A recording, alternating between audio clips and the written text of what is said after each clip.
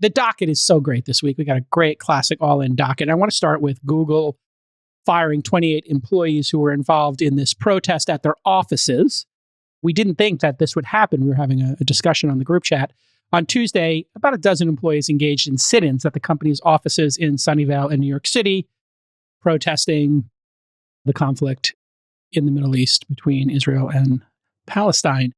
And so they literally took over the offices of the CEO of Google Cloud, and 9 employees were arrested after refusing to leave. The protest was organized by a group called No Tech for Apartheid, and they posted a bunch of clips of this sit-in on X. Those 28 employees were fired on Wednesday after a quick investigation. The VP of Global Security was pretty direct and candid.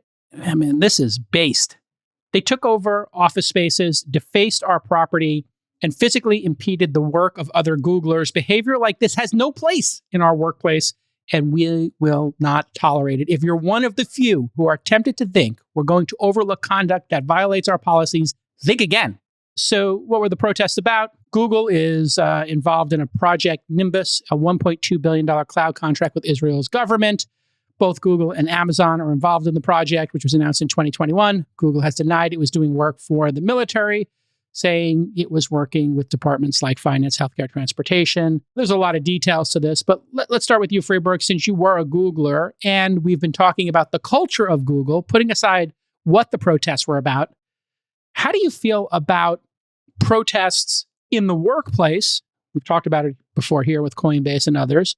And then, is this a distinct change in tone that I'm hearing from Google, that they've had enough of social activism at the office? I mean, yeah, there's obviously a line crossed in the view of security, but I think you could look at this 2 ways.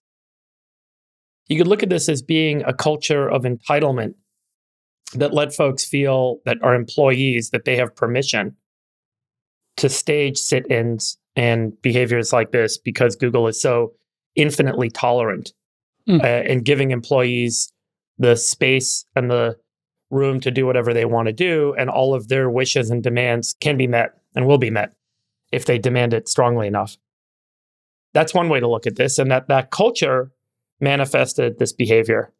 Another way to look at it is that these people feel so deeply, strongly, and passionately about the issue at hand that they were willing to risk their jobs and arrest. And they cared so deeply about an issue that they think no one's paying enough attention to, that they're willing to put themselves and sacrifice themselves for it. So I want to be empathetic to that point of view as well. But I do think that there's a belief that there may have been this kind of entitlement culture where anytime Google employees ask for stuff, they get it. Someone told me the other day how at TGIFs at Google now, where they do these all hands and people get to ask questions, this person is kind of executive level. They're so sick and tired of how every question is all about employees asking for more things that they want. So it's like, when are we going to get this bonus? When are we going to get this gym? When are we going to get this? That so much of the orientation of being an employee at Google is all about what Google can do for me and how I can get more. And that becomes what you ask for. It's like you give a kid something, you give them candy, they'll always ask for candy. And I think that there's certainly an element of that culture kind of being frothed up over the years at Google. But I do think that this is an issue that people care very passionately about right now. And you're seeing it all over the place.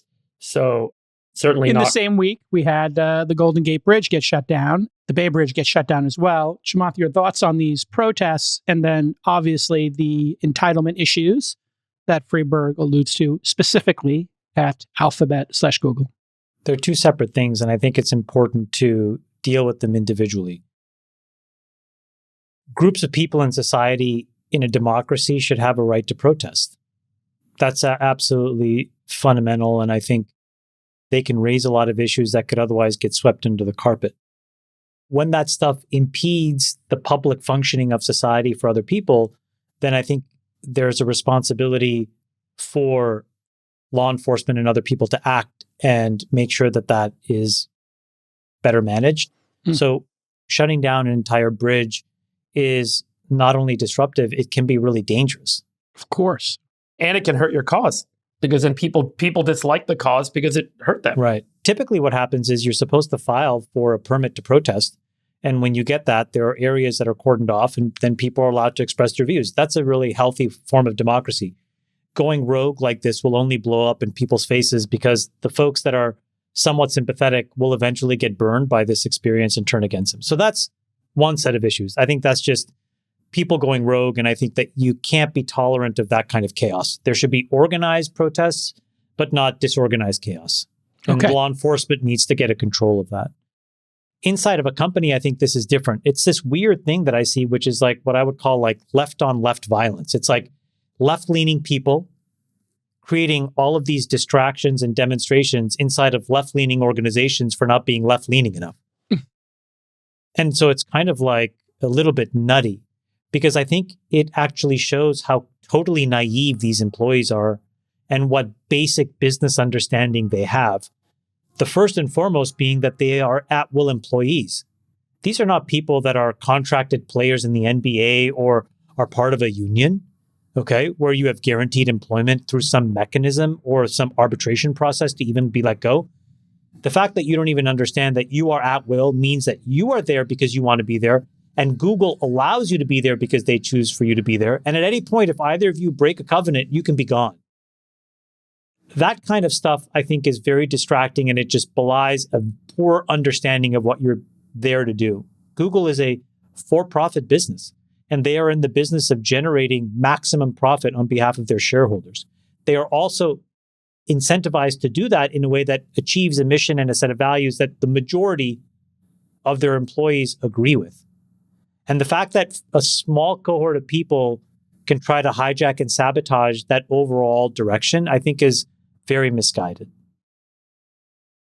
Sachs, I don't know if you have any opinions on this. I didn't see anything in the docket. I'm not sure if you have any strong feelings here, but your thoughts on Google employees and the protests, putting aside, the nature of the protest. This could be for BLM. This could be for Trump's indictments. You could be protesting any number of things, but the protesting at work issue, and then Google specifically, which we talked about with the Gemini issues and this stuff bleeding over into product. I think Freeberg said it really nicely. Hey, are people actually focused on products at Google anymore? Or is the whole place just focused on social issues that have nothing to do with their waning, apparently, product set? Well, Google had no choice but to fire these employees. They were being disruptive and they were trespassing, and Google has a business to run. So this is what any business would do. And I don't think they deserve either credit or blame for taking the action they took. In terms of the protesters themselves, I think that in the fullness of time, we may come to think of them in a slightly different light. And some of this reminds me a little bit of another war, the protesters in another war, the Vietnam War, where they were very disruptive. In some cases, they trespassed. In some cases, they got arrested. They were easy to make fun of in terms of what they looked like. They were sort of unkempt, unshaven, all the rest of that stuff. They were hippies. And at the time, people were, I'd say, very dismissive of them or actually antagonistic. They were seen as giving aid and comfort to the enemy, and they were sort of demonized. But now, in the fullness of time, we look back on that war and realize that they had a point. In fact, maybe they were right. In fact, maybe their actions were justified. And I think that how we view these protesters at Google can't just be judged now. I think it's going to have to be judged in the fullness of time based on how we perceive this war in Gaza. And I want to make 2 points about why I think this war will eventually be viewed as Israel's Vietnam. The first is that in Gaza, Israel faces a guerrilla-style force, and they're in a quagmire. And if you read the latest news that's coming out of Gaza, what you'll hear is that after Israel has supposedly cleared an area like Gaza City or Khan Yunis, they then move south. Hamas has popped back up again. This whole idea that they can clear an area has been proven false. It's like playing whack-a-mole. They basically hit Hamas in one area. Hamas disappears down the tunnels. They come back in a different area. And this is why you're seeing a lot of articles now in Haaretz, which is an Israeli newspaper, saying the war in Gaza is already lost. You had the Wall Street Journal last week run an article saying that Israel is winning every battle but losing the war, which is, again, shades of Vietnam here. And you got to understand, the Wall Street Journal is the most pro-Israel of all the major mainstream publications. I don't think the Wall Street Journal has ever written a truly critical article about Israel. And they describe this whack-a-mole dynamic. You also have the General Gadi Eisenkopf, who's a member of the war cabinet. He's a member of the sort of war government in Israel, came out and said that we can degrade Hamas in Gaza, but we cannot destroy it. And he said anyone who's telling you that we can destroy Hamas is telling you a tall tale. And that was, I think, an pointed reference to Netanyahu's claim that they would destroy Hamas in Gaza. So you've got shades of Vietnam in terms of it being this unwinnable war. I think the second aspect of a similarity to Vietnam is just the huge number of civilian casualties. You'll recall that in Vietnam, the Viet Cong tried to grab us by the belt buckle. They knew that America had superior firepower, so they tried to get in close, use ambushes, booby traps, snipers. And in response to that, the Americans used immense amounts of firepower and bombing to try and subdue the Vietnamese. And 3.4 million Vietnamese were killed in that war, according to Robert McNamara. The second thing that happened is the rules of engagement in Vietnam got extremely loose. You took a bunch of scared American kids, many of whom were conscripts, you drop them in a jungle. Pretty much because they feared ambushes, they shot anything that moved. And then finally, I think partly to justify this, you had a dehumanization of the Vietnamese, that they were seen as somehow kind of subhuman. In any event, if you watch movies about Vietnam, like Platoon, which was made by Oliver Stone, who was a GI in Vietnam, or if you watch Stanley Kubrick's masterpiece, Full Metal Jacket, which was based on books about Vietnam, you can see these dynamics in play very vividly. Now, turn to Gaza. All you got to do is look at the miles and miles of video to see it looks like a lunar surface. I mean, even in the words of Joe Biden, there's been indiscriminate bombing there. In terms of the rules of engagement, the rules of engagement have gotten very loose.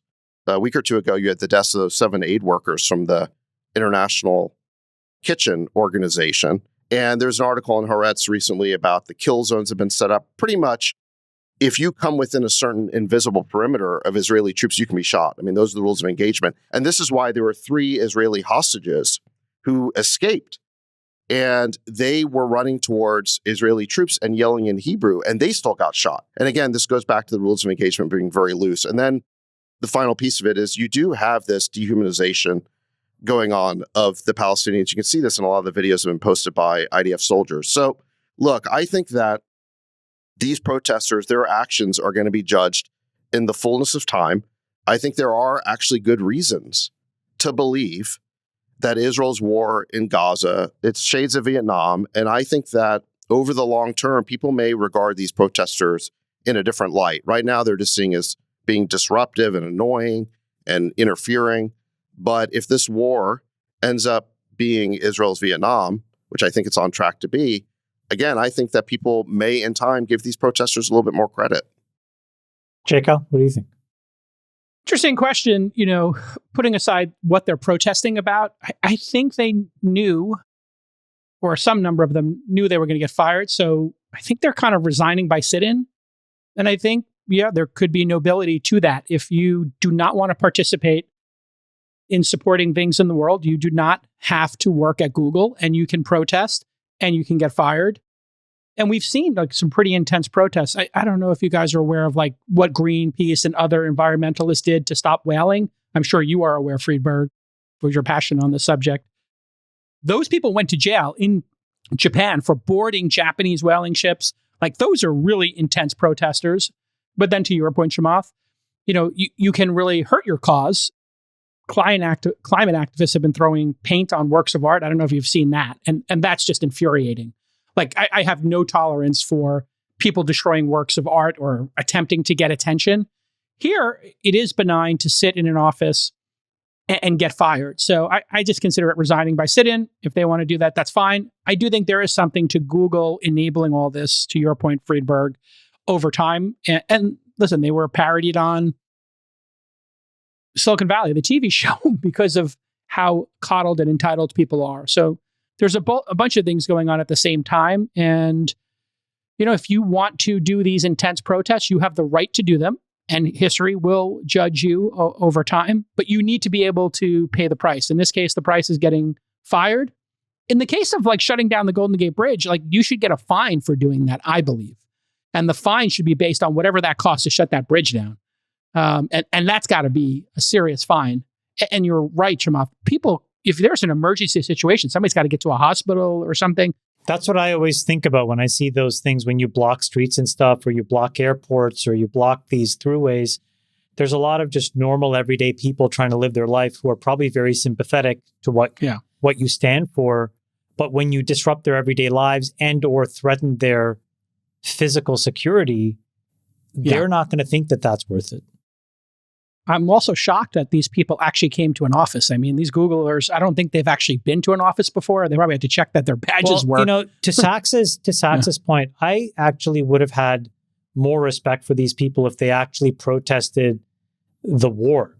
But they didn't do that. They had a very discrete, specific claim, which was that they wanted to dissolve a business deal that Google had to provide cloud services to the state of Israel called Project Nimbus. And I think that's such a discrete thing that it's hard to understand that those 28 people would have even enough knowledge of what that is. But it sounds like a cloud hosting deal. Well, what's hosted there? And it could be any number of things. And I suspect if it's $1 billion a year deal, it's many things. It's probably like the Israeli DMV. Is that really what you want? And I think that it would have been much of a more powerful thing to do to protest the actual war if that's what they cared about. It dovetails nicely with the discussion you all had last week about would you back not a defensive, but an offensive weapons company, a technology company. And it seemed like you all had reservations on if you would not back a defensive one. Anybody, I think, reasonably would back a defensive, dome or interception of bombs coming in. That's an easy one. But going around the horn here, how many of us would back a company making missiles or bombs that blow people up, or mines? Would you back a robot that had weapon systems on it? I think if you want to summarize what we said last week, it's like there are all kinds of businesses where you'll end up investing in it. And over time, as it morphs, some of us will be faced with some of those decisions. And it'll frankly depend on what is the alternative in that moment. So I don't think anybody of us are going into go and build a nuclear bomb, but you should not be naive that if you're building nuclear reactors, you could end up being in a situation where that thing gets licensed into a thing that you either agree or disagree with. So this is my point is I think that those kinds of answers or those kinds of questions are missing the nuances, and the nuances are very important. So it's impossible to answer this question in a thoughtful way, I think, would be my honest answer. Okay. Sax, any closing thoughts here? Well, I think Chamath brings up an interesting point about why didn't the protesters just focus on the war itself rather than Google doing business with Israel? My interpretation of that is they're trying to create a nexus to themselves, meaning they're employees of Google. They're trying to create a reason for them to stage the sit-in at Google. Otherwise, if they just grab picket signs and were on the street, it would just be much less newsworthy. So I think they were just trying to create something newsworthy here. And it's kind of worked in the sense that we're talking about it. Other people are talking about it. So that's my interpretation of that is they were just trying to elevate the issue in a slightly novel way. But look, I think that they should be willing to pay the price of getting fired or getting arrested. I mean, if you're going to engage in that kind of civil disobedience or protest, you should be willing to accept the price. And I did see some comments by the Googlers who got fired saying that they thought they're being treated unfairly by Google. I think that's the wrong attitude. I think the attitude is, hey, this cause is so important to me that I'm willing to accept the price of being fired. Saying that you don't deserve to be fired for disrupting the workplace, that is kind of an entitled attitude. So I think they should have just said, yeah, we did this on purpose because it's a really important cause. They should say, I'm proud to get fired because that's how much I believe in it. My stock options at Google are less important than this issue to me. Yeah. And I'm accepting it. I think they would have gotten just as much press if they actually protested the war. I think in a week from now, everybody will forget what Project Nimbus is. The odds that it gets canceled are less than zero, and everybody will move on. And it will not add to the drumbeat, as Sack said, of people that may be eventually on the right side of this issue, theoretically. I say theoretically because that stone is still yet to be overturned on that topic. So I think that they missed the mark. And I think that the part of the press that people glommed onto was it was happening inside of a company in real time, and there was video of it. Mission accomplished for them. We're talking about it here as the top story. And, if that was if they wanted to raise awareness, they succeeded, and they should just own their firing because they knew they would get fired, I think.